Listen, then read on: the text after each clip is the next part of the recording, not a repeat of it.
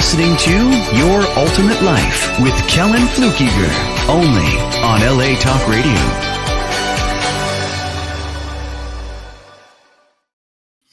Hey, welcome to Your Ultimate Life today. Welcome to Your Ultimate Life. I am so excited. Today we're going to talk about the power of your personal story, because your story makes such a difference. And most people don't do anything with something that is as powerful as their story. Today, I have a special guest as we do this, Cari April. Cari, welcome to the show. Thanks, Kellan. So excited to talk with you tonight. Yeah, me too. So just before we got on, we were talking about storytelling, and I want to talk with you a little bit about that. Let's just start there, because most people, two things happen. Everybody's got tough stuff in their life, and often people are ruined by it, and they go through life bitter and angry and whatever. And some people choose, instead of to be ruined, to be refined by those difficult things. And it's a weird thing that happens when people are refined. Even if they were ruined for a day, week, month, year, decade, doesn't matter. They later choose to be refined by those things. With that refinement comes this yearning to help other people and do something. So the first question is, why do you think that is? I think so much of it has to do with the change that we go through, that we want to bring that as a gift to other people. You know, I think it's an act of service. That's what it is for me. It's not so much of helping people, but it's serving people in a way that they may not know how to get that otherwise. I love that. I think you're right.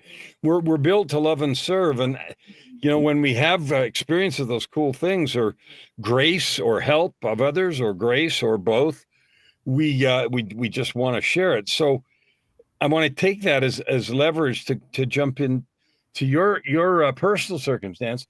So you have experience where you have had both events, circumstances in life ruin you and then refine you. Correct. With some period of time in between. Right. So let's explore in your life for just a minute the truth of that there's two pieces. One, that things can ruin you and then refine you. And two, with that refinement comes this growth in the yearning to serve. So tell us a little bit about that experience for you. So like you said, my upbringing, it actually was the first, 4.5 decades of my life was very tumultuous, was very traumatic. There was a lot of abuse of all different kinds from many different people, family, friends, and it was hard. And I got to a point where I didn't even want to be alive anymore, because I felt stuck. I felt like that's all there was for me, and that I couldn't change, because I didn't know anybody who had ever been through anything like what I had been, or so I thought. Right. And it was, in this society, we're taught a lot to not really talk about the trauma, the negative. And especially when there's like abuse or anything like that something is given to us to carry, we think that chains us down for the rest of our life. Do you think do you think that when that is inflicted on someone, it doesn't matter how it is, verbal, physical, sexual, emotional, whatever it is, it does whatever it does. So it beats us down in some way, but it also, you said we're taught not to talk about it. It also makes us feel like, even though we didn't do it, it makes us feel less than, like we're somehow a piece of crap because that happened. Tell me why do we absorb that it's not true, and we know it talking about it, but why do we do that? I know for me, the feeling was broken. I felt broken because I felt like things had happened to me and I couldn't fix them. And that was my mentality, is that to not be broken, I had to fix it. But when something is given to you in the form of abuse, like you said, whatever form, there's not a lot that you can do to quote unquote fix it, right? It's not like a broken leg where you can put a cast on it and it heals. And so I think a lot of people just feel stuck, and that it's a weight that they're carrying, even though it isn't you. That's the feeling that they have inside. Why do we teach people, like, if you broke your leg or I did, like, I wouldn't think twice about going to a doctor or somebody and saying, we need to fix this. Yeah. Why do we, like, what is wrong? Why do we do that? Why do we create this thing that says, oh, this brokenness you can't talk about? Like, what is that? I think it's learned judgment. I think it's taught through society that, you don't want to share this because we are taught not to talk about it because it makes other people feel uncomfortable and other people don't know what to do with it. And so we're just taught that this is a battle. We, like you said at the very beginning, we all go through it. And I think that alienates us sometimes to feel like, oh, we all go through it, but mine is this and I don't know anybody else. And so I'm different. I'm more broken than anybody else. I don't know who can help me. I think a lot of times people just don't know that there is help available. And so the assumption is I've been carrying this. I'm going to keep carrying it because that's what I can do. Yeah. So yeah, it's but I'm different. But nobody knows the trouble I've seen but Jesus, kind of thing, right? Yes. Nobody can relate to me. Nobody.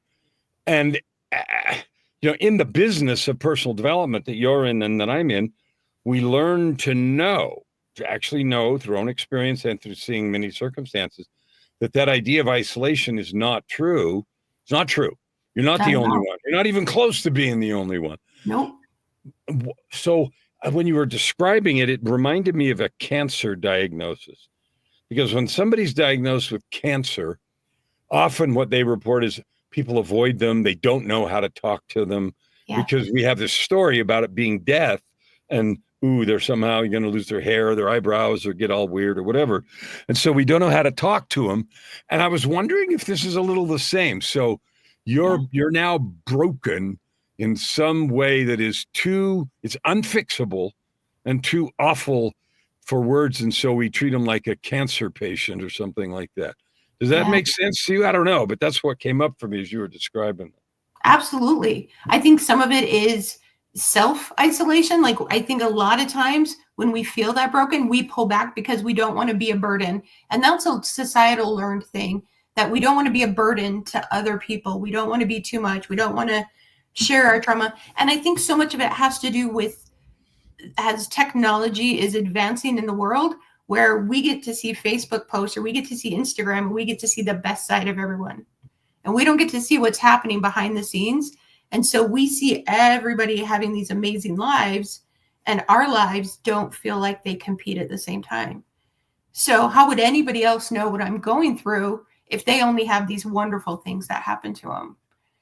And the funny part is they don't compare, because all that's on the Facebook or the Insta reel or whatever, TikTok, is the highlight reel, right? It's the party and the successful trip down the ski slope or whatever. Yeah. And the beat down at school or at work, and none of that's not shared. So in your own journey, you carried some stuff. You thought you were the only one, that nobody ever in any universe had ever had it, and therefore nobody could understand it. And then something had to happen, either suddenly or gradually, to help you realize, like, you were wearing a set of lenses that are just lenses and you're free to take them off. Like, what inspired you to want to find some way to take these lenses off? You say it was either gradually or sudden. For me, it was actually both. I had two different things happen. And the first one was not a decision as much as it was twisting an arm behind my back, so to say, metaphorically. So I was at a really low point in my life to where I had made a plan to not be alive anymore. And I had put things in place, but I hadn't told a soul. And a friend of mine who did not know this, did not know how depressed I was, did not know how isolated I felt, called me randomly like a day or two before and happened to say, I keep getting this nudge that you need to speak with this friend of mine who's a coach. And I had already been through 3 different therapists who hadn't been able to help me. And so Yeah. I was like, I'm not investing again. I don't want to talk to this guy. And this friend of mine would not let me off the phone until I promised to talk to this guy 4 times. And I'm like, it's not going to help. Nobody can help me. These professional therapists couldn't help me. Why do I think that this guy's going to be able to help me? And he's like, please just talk to him 4 times. And I said, fine. I respect you. I love you. I will do it for you. And that kept me alive for a couple of weeks until this coach and I could meet up. And so that was. I want you to finish. Put a comma right there. Why do you suppose your friend knew the prompting, the inspiration to come and do that? Like, what happened to say, you need to do this to Cari and you need not to let her off the hook until blah, blah, blah? Like, how did that happen? It was divine guidance. It's whatever you call it. It's the universe. It was intuition. It was something. He actually didn't even know that that's where I was at until probably about 4 months later when I finally told him. And he just kept telling me, I didn't know why, but I just knew I had to do this and I couldn't let you off the phone. So when I talk to people about this stuff, and this is a little bit of I wouldn't say a pet peeve, but a curiosity. When we talk about this divine intervention stuff, we're always quick to add, well, it's the universe, it's whatever you call it, so that people don't quit listening and turn it off. So what does Cari call that? I call that a nudge from God. Okay, cool. So then it's a nudge from God. What I like to do is I like to ask, and that's why we're doing it. I did that to a guy I interviewed the other day for something else, and he did exactly the same thing, all the stuff. And I said, dude, what do you call it? And then he looked at me like, what do you mean? I said, you said also the crap. It doesn't, and so he laughed at the same time. But anyway, good. So God bugged your friend and said, go call Cari. I don't want her to do this bad thing that you don't even know about, but I'm going to use you as a messenger. Exactly. Now that presupposes several things. 1, that God cares, and 2, that your friend's paying attention, and 3, that he's willing to go do a thing that might be hard or difficult. Correct. He was having a hard time in that conversation because he just kept saying, please, please. And I'm like, why is this so important? What do you expect to get from this? Again, knowing that he didn't know anything that I had planned. And he's like, I don't know. I just really want you to do this. So what does that say to you about, I know I interrupted you, but what does that say to you about the God, the creator? Number 1, the attention that God pays, and number 2, the interest that God shows in our lives, the intimacy and detail. What does that tell you about that? To me, it tells me that he knows everything that's going on with every one of us. I used to believe in coincidences, and I don't anymore. I think so many things are divinely inspired, even though we can't see it in the moment all the time. But it also is, he cares about each and every one of us to bring other people into our lives at the exact time. Now we get to decide if we're going to go with that or not. I could have gotten off that call and said, I told him I would, but no, I'm not going to do it. I'm not going to talk to this guy. We get to make that choice as well. But I think it really shows that God knows everything that is actually happening right now and that he cares for every single one of us. As you've progressed further down your healing journey, which we'll get back to in a minute, and you've started deciding, and that yearning has come up in you to help other people because of the healing you've experienced, how important is it for you to help people who come to you for help understand and then go to believe in things like nudges, intuition, and so forth, so that they either listen themselves or they listen when others speak? Like, how important do you find that to help people understand that truth. I believe the same thing, and I feel it all the time. I'm just wondering, in your experience, how how important is it to help people go there? I think it's incredibly important because the nudges that come are not always somebody standing on the corner saying, God has a sign for you, go ahead and do this. Sometimes it's your gut feeling, and it's something for you to do for you. Sometimes it's something for you to do for somebody else. And you learn the distinction between that. The work I do does a lot of what do you feel inside, and we feel what's good, we feel what's bad, we feel what things look like or where they are or if they're moving or everything. And so the feeling that there is something bigger than you that nudges you, that is a feeling that you will have that you can use that will benefit you and other people. So for me to help other people, that's huge in my life. But to teach other people that, and I have found that most of my clients have been open to it in some way, shape, or form. It's huge because then you can know that you're on a path that is taking you somewhere that is going to serve you or serve somebody else. You're not just lost in the woods saying, here's 7 different paths. I'm at a point where there's 7 different trails. I'll just pick one at random. I love that. Yeah, because when we go back to what we talked about at the beginning about, I'm alone. I'm the only one ever. Nobody knows this, that, and the other.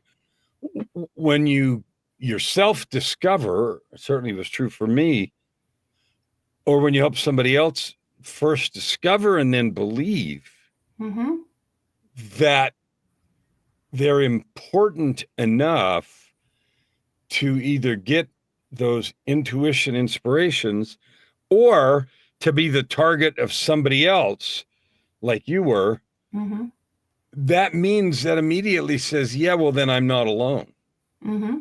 Not really. Absolutely.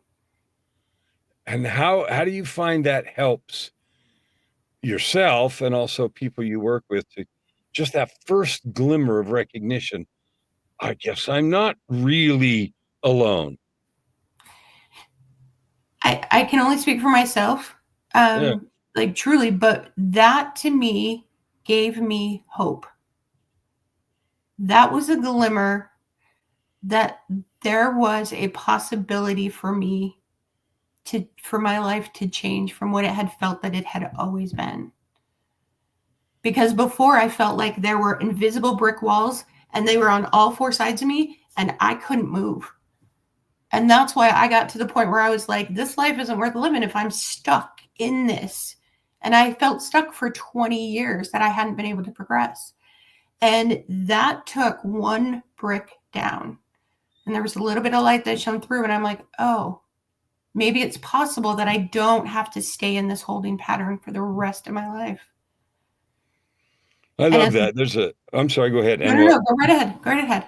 I was just going to say, it just reminds me of the lyrics of a Leonard Cohen song that talks about there is a crack in everything. That's how the light gets in. Yeah. He's probably my favorite all-time songwriter. Anyway, so that's just fabulous. And I think it's so important because, we're talking about creating ultimate life, not tolerable life, not half-baked life, but ultimate life, purpose, prosperity, and joy. And I preach without reservation that anybody, wherever they are, if they want to walk the path and do the work, can have that. It's not exclusive. And I'm not saying it's easy. And I'm not saying you don't got to do some stuff, hard stuff, but it's available to you. And it started with taking a brick out. So the light came in and you were able to see that because your friend was there. They were willing to hear the nudge. They were willing to pester you until you complied, or at least said you would. And that opened a brick for you. What happened then? So that actually kept me alive for a couple of weeks. I kept playing phone tag on purpose with this coach. And when I finally said, okay, I need to fulfill my commitment, I promised my friend that I would do this. Right. And we met. I expected it to be this therapy session. And it was not that at all. It was a lot of neurolinguistic programming. It was a lot of somatic work. It was a lot of different things that I didn't expect. And he had a very unorthodox method. And I thought that he was just crazy. Like, I thought he was a crazy guy. And I'm like, why did my friend connect me with this guy. But I said, okay. I told him I would talk to him 4 times. I'll do this 4 times. I even told the coach, I'm not interested in working with you. I'm not going to tell you anything. I'm only doing this because I told, our mutual friend that I would. I'm only here because I said I would. So yep, that's exactly what it was. And go ahead. I was like 12 years old. I'm like, I'm not telling you anything about me. And he was like, okay, that's fine. Let's go. And I'm like, what do you mean, let's go? And he goes, let's go. And I was like, okay. But at the end of this session, which happened to be for me 3 hours long, because I was curled up in the fetal position in the dark sobbing. And I'm like, I just can't do this anymore. And it was so different than anything I had ever done before. I was like, okay, what? I don't understand the purpose of this. But the very next day, so that was a Friday evening, and we set up a time to meet Monday evening. Saturday and Sunday, that entire weekend, there was this, and I mean, if we talk about the metaphor of light, there was this space right above my heart that felt like it was this little tiny rectangle that opened up, and it felt light. And it made me feel that the rest of me was dark. And I had no idea of that concept before. And my attention, like I would just be doing the dishes and my attention would constantly be drawn to this. And I'm like, there is something different within me. There is something that has changed when I have felt that nothing has ever changed before. And so I'm like, this is interesting. And maybe it's just kind of a spoof thing, but it lasted 3 days. It lasted Monday until I started working with him again. We had another session doing the same thing, which lasted 4 hours. And then Tuesday, I was like, oh, that square is a little bit bigger. What is that? What is that? So you're describing it in a metaphorical way as a rectangle or a blob of some kind of light. It was energetic. It felt good. It kept drawing your attention to it. If you had to guess, even, like what is that? Where is it? What is it? It wasn't, so it was actually a lack of something. And what it was is everything that had ever been said to me that was negative, any judgment anyone had, all the abuse I had gone through, every single thing I had held on to and believed that was me. And that's all I was made up of, was all of the bad things that had ever happened.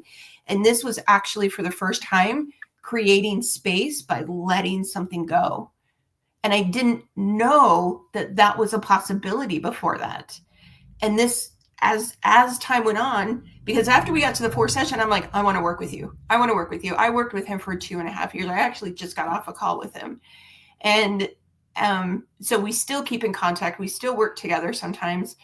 And I worked with him regularly for 2.5 years after that. And as the sessions went on, as we started progressing and processing this trauma, I was able to let stuff go. I was able to unburden myself with it. And every time that happened, there was more light that was created because more space opened up.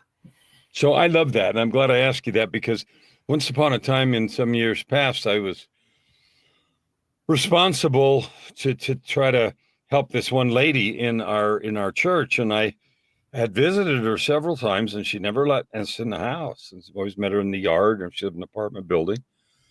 And finally, one day, it prevailed upon her to, let us in the house. And it was just like you see on TV, kind of these hoarder houses where there's tiny little narrow walkways, and I've never seen anything like that in real life.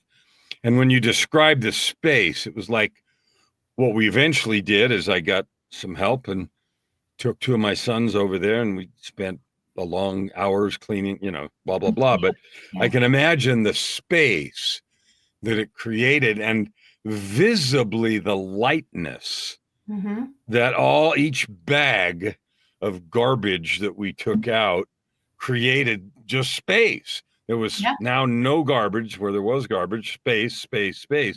But that somehow created this lightness that you're describing. So that's what came up for me as you said that was space. So you did that, and then you worked for a couple of years on that. And that is the healing journey that you took. And so my thesis is that it was accompanied by a growing desire to help somebody else or somebody's else in that same fashion. Is that true, or did that not happen for you? It did. There was something that happened in between that actually kind of deepened that for me. So we had worked about 9 months on healing this, 30 years of trauma that had started when I was about 12. And I had let go of so much. In the coaching world, we talk about peeling back the layers of the onion, right? Until you get to the core. And so we had started working on peeling back all these layers, on letting go of all of the stuff that I could remember. And it opened up and freed so much space within me that it allowed memories that I had repressed when I was 10 of abuse for the first 10 years of my life that I didn't even know were there. It allowed that to come up. And so it's like I felt like I backtracked, but in that space of wait, it wasn't linear for me at all. It wasn't like I learned about this, I started processing, and now life is great and it's tiptoeing through daisies and rainbows. It's, it's not linear. For me, I had a setback in a way. I had a step back. I had a step back where I was like, oh my gosh, here's 10 more years of trauma that came up that I didn't even realize I was holding on to. And it felt like I was starting the process over again. And it felt so discouraging. And it felt like I was right back at step one. And I realized that's what a lot of people go through, because a lot of people have to compartmentalize and a lot of people have to repress things they've been through. And when they start getting better and then all of a sudden it feels like they go backward, that just totally diminishes them wanting to keep going forward. And so they're like, why do I keep going forward if I'm just going to keep coming back? And so getting through that the second time really made me realize that there is a need for people out there who have been through the complex layers of trauma like that come up in separate times, to let other people know that there's other people out there that experience that as well. So that's the not alone thing. What happens? Like we talked about things ruining us and then refining us. So you've talked about your refinement. What happens to a person? And I'm a perfect candidate because I had a boatload of crap happen, et cetera, et cetera. So what happens if we don't ever, if we have X years hidden behind the couch and we never even get to the couch and move all the stuff first to discover layer 2, 3, 5, 27? What happens to me if I do that? So this is my theory from my experiences. Yeah. Before I started working with this coach, say the 7 or 8 years before that, I had developed so many medical issues. I had developed chronic fatigue, fibromyalgia, PCOS. When I was 20, I started having seizures randomly, had never had them as a kid. They could never find why. And I would have seizures all the time and had to live a different life because of the seizures. And I got to a point a few years back, probably 4 or 5 years back, where I was almost bedridden. I probably would have been if I hadn't lived alone. And I worked from home and I barely made it from my office to my bedroom every day. And that was my entire life. And what I found is that as I started letting this stuff go, processing and not holding on and carrying all of this negative stuff within me anymore, that my fibromyalgia started to get better. My chronic fatigue started to go better. I haven't had a seizure in 3.5 years. My PCOS doesn't bother me anymore. There's such a connection between the mind and the body, because if you're holding on to stuff inside of you, that's where your organs are, and that's where it's going to hold.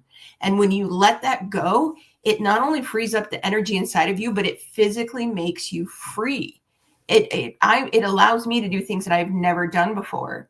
But if I've had a lot of in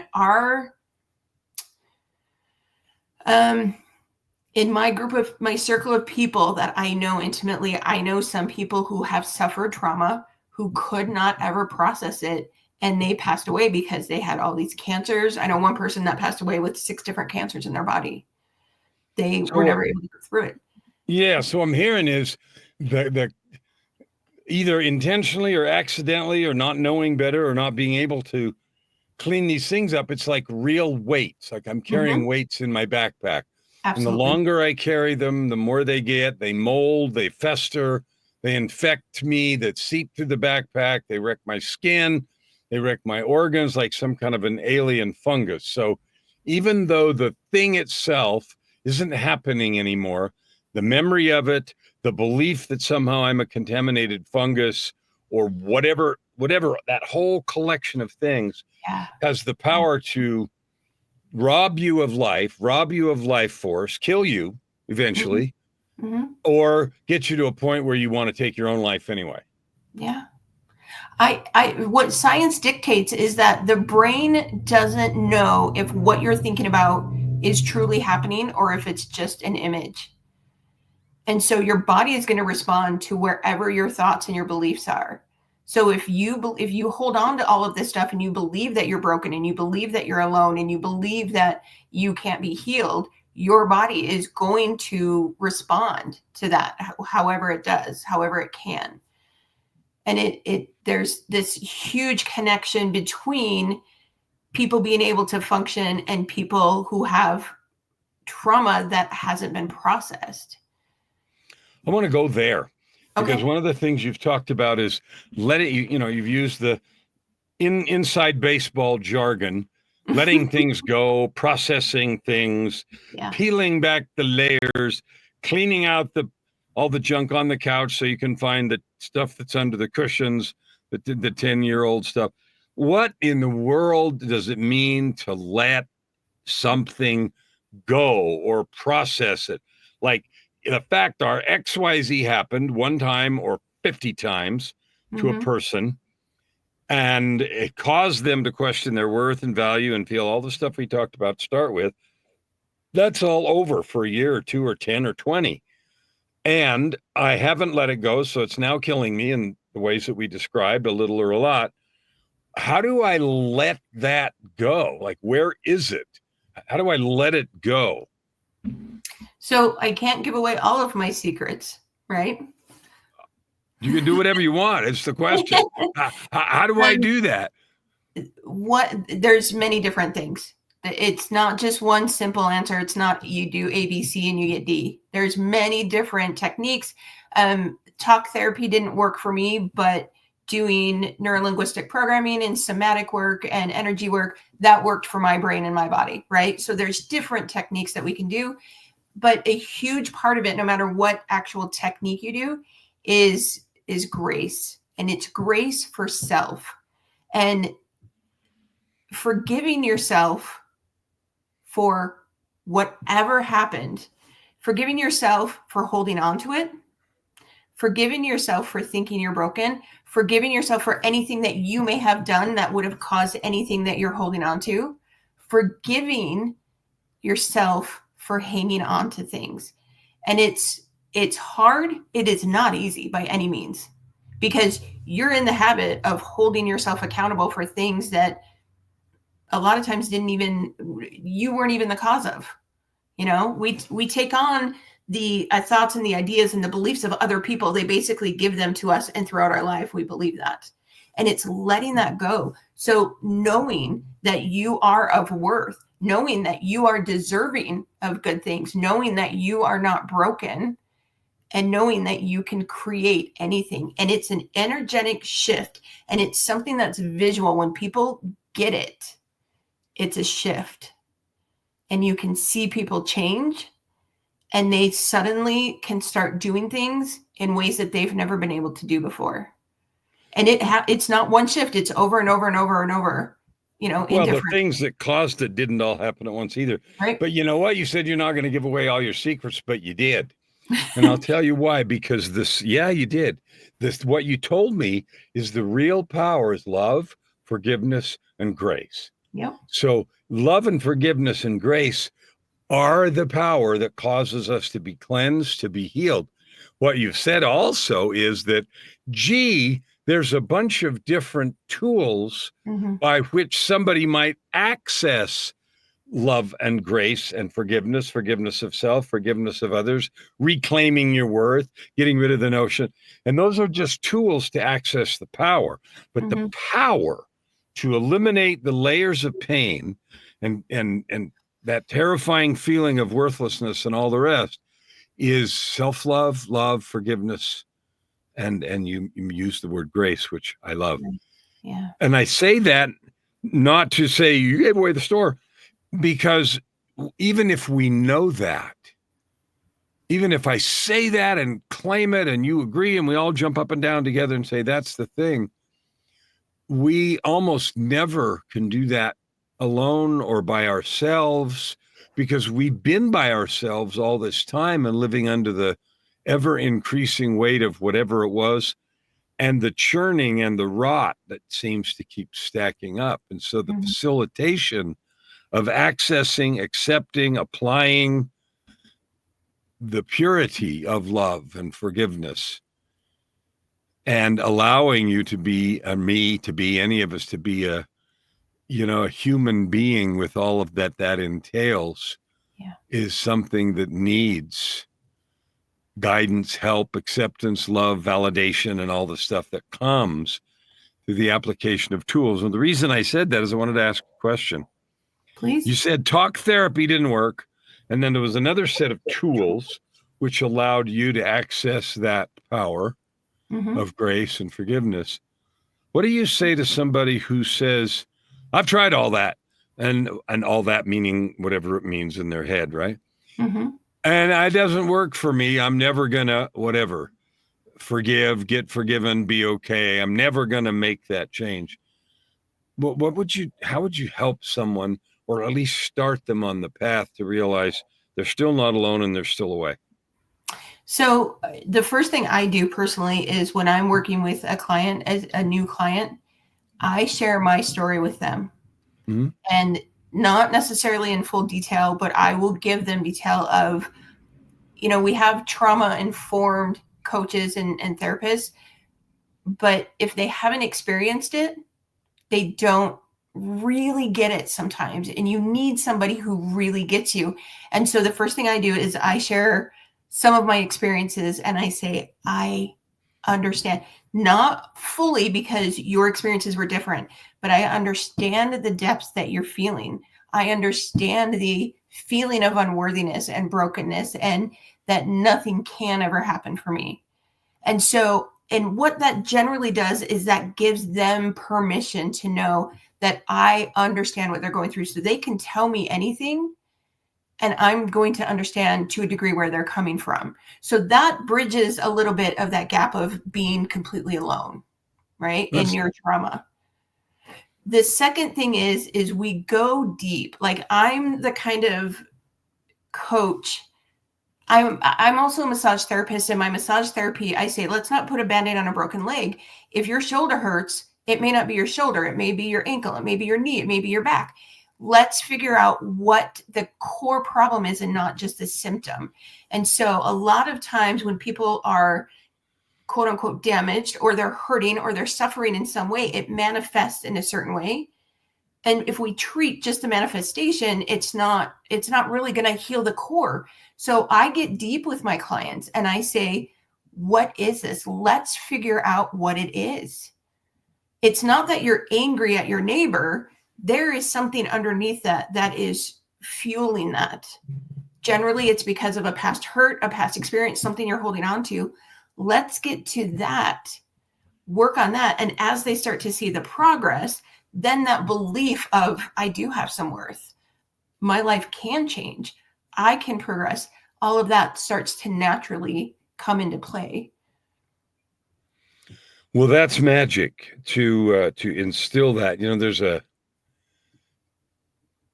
certain blessing that comes into the life of anyone. I imagine doctors and nurses feel it in hospitals. Therapists feel it when they're working with someone. A coach experiences that when they have been the catalyst or the door or the invitation or found the right tool or technique to allow that first brick to fall and the light to come in. I will tell you something that really pushed this even more, like to the point where I didn't know that I could want to serve people in this way more than I already did, was I spoke at a conference in January in front of 250 people. And I shared the story of the trauma from the first 10 years of my life that I've only remembered a year and a half ago. And I had never told anybody. I'd never written it down, nothing.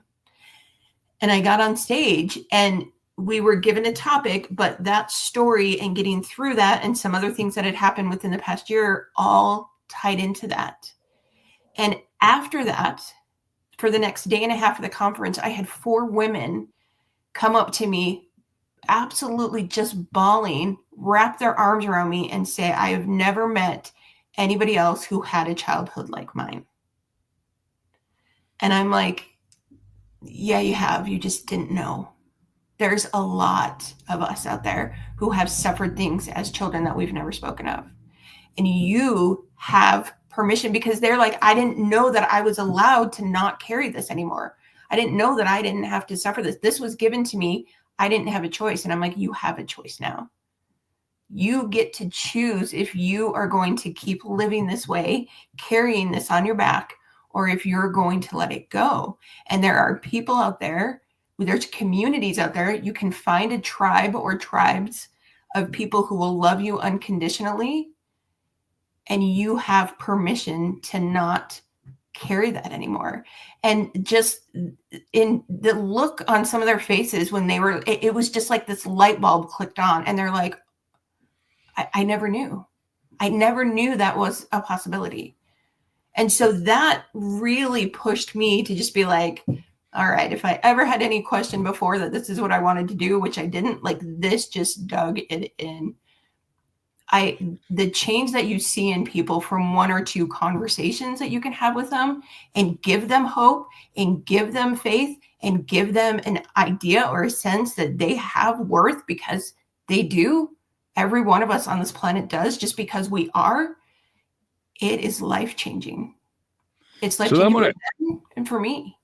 I love it. I love it. And I agree with you completely. I want to go in the future now. So let's project 2 or 3 years in the future. What's coming for Cari? What are you going to do now? You've had this journey over the last few years, uncovered and released through the, magic wand technique. I'm teasing, but the release through some processes. You gave yourself permission with facilitation of others for love and forgiveness, and to accept grace, to see yourself as the wonderful, beautiful, holy, capable being that you are, to actually own that and say, I am that. Mm-hmm. I am that. I own it. I see it. I love it. I love myself. Oh, yes. So if you start there and move into the future a couple of years or 3 years, what is Cari's vision? Like, what is she doing? So Cari is in the middle of a lot right now that I never, go back 6 months, a year, I never would have thought was possible. Okay. Speaking on stage, that was one thing that I never thought was possible. In 3 years, my plan is to be speaking on multiple stages every year at different events, right? I was asked a few months ago to contribute a chapter to a book. Mm-hmm. And so, and the topic of our book was unlocking your hidden potential. And so I was able to share part of my story in that to spread around the world.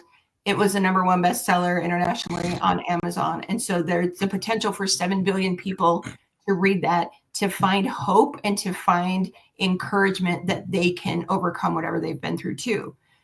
I've actually just talked to the publisher, and I want to do another book. So in 3 years, I want to have at least 1 more anthology under this series completed. I do a little mini podcast right now, and it's for Facebook, a private Facebook group. And I'm in discussions right now of producing that on different platforms, right? And so I want to start another podcast, and I want it to be one of encouragement and joy, and just very similar to what you do, of letting people know that there are other people out there that have been through things and can understand what they're going through and are willing to help them, and that give examples so that they have a sense of reality for them. And so hopefully that podcast will be created by then. So there's a bunch of things that are happening. So I'm hearing speaking on more stages. I'm hearing creating a podcast. I'm hearing being a bold advocate to testify of and share the truth of what I, Cari, have experienced in my life. Yeah. And did I capture it? What did I leave out? And some books. Write another book or 2 or 3 that shares different and more detailed or specific aspects of the healing journey, and perhaps tools that I, speaking as you, use so that they can be more and more accessible to people and they can have more hope.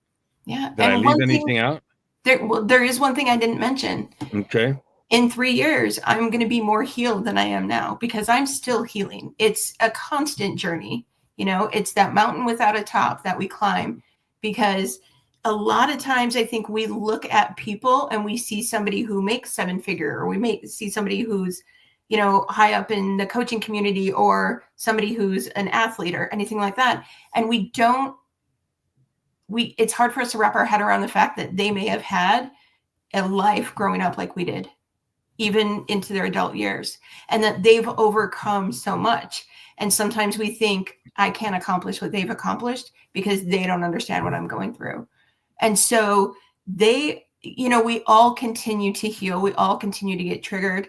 I've said this to you before, that when I started working with my coach, I thought he was a coach because he had it all figured out and never had any problems anymore. Because as soon as a problem came up, he knew how to overcome it right away. And that's not the truth at all. So part of my goals is to make so many people aware that if I can accomplish anything, anybody can accomplish anything. If I can get over the trauma that I have been through, they can too. And I used to hate it when people said that, because I'm like, you obviously have more talent than trust me. I agree with you, and I say the same thing and hated it the same way you did. Mm-hmm. Yeah. Once upon a time. So I want to share, what is the name of the book? I want to know where people can find it. I want to know where people can follow you. So let's say if somebody's listened, we've got 3 or 4 minutes left. I want to know, where can they get more Cari? Where's the book? What's the name? Who's the publisher? Where do they follow and get more good stuff?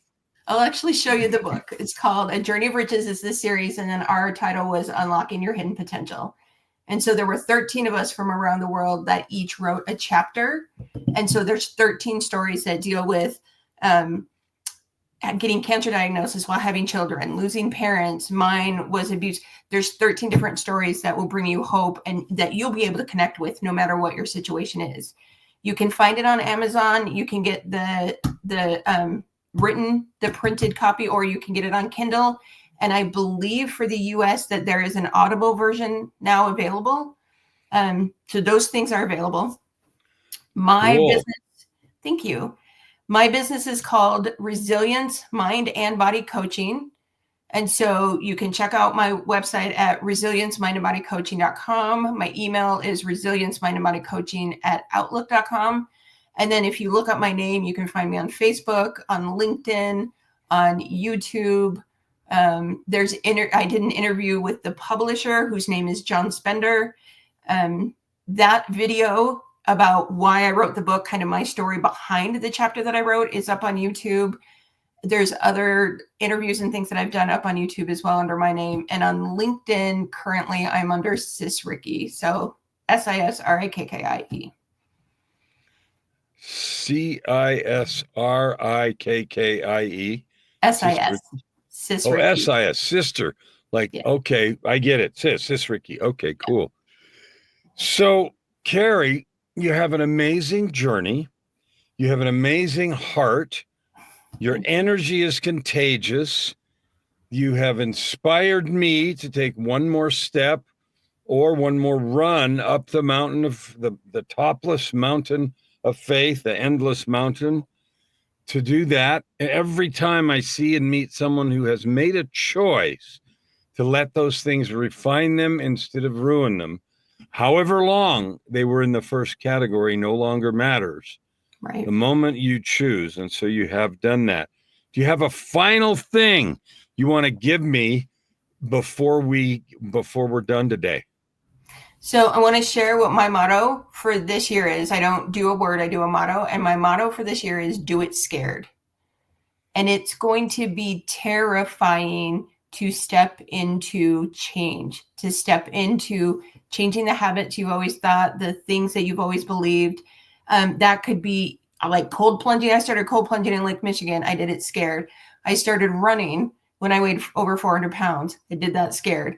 No matter what you do, it's going to be scary and it's going to be fearful the first time. And every time it's going to get a little bit easier and a little bit easier. But when we're talking about getting help or speaking out about your story or trying to find your tribe, do it scared.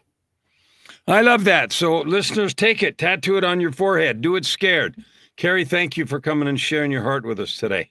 Thank you, Kellan. You're welcome. So you guys, I want you to hear this. Do it scared. If there's stuff that's bothering you, worrying you, your ultimate life is within your grasp. You have the opportunity to create anything you want. It's within your grasp, within your power.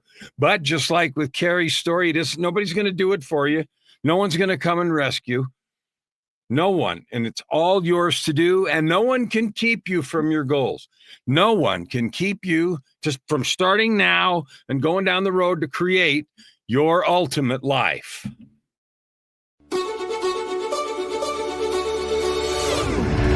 You're listening to Your Ultimate Life with Kellan Fluckiger, only on LA Talk Radio.